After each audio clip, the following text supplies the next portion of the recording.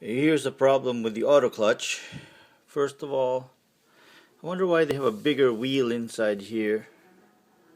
Wouldn't that be slower than a smaller wheel? Also, I guess with that being different, my belt's not gonna fit. The belt drive won't fit. Then there's this thing here. There's a totally different configuration.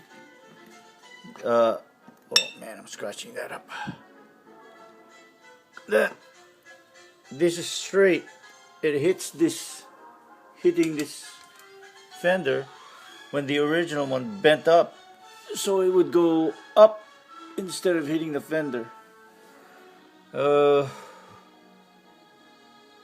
I can re-weld this here, but I'm wondering if you could sell me one that looks like this.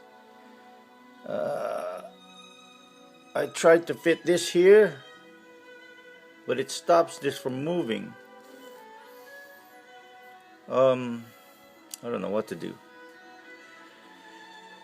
So I'm gonna try to weld this here, but the part didn't fit.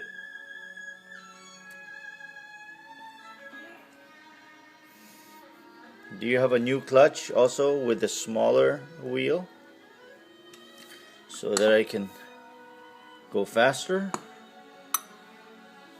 Okay.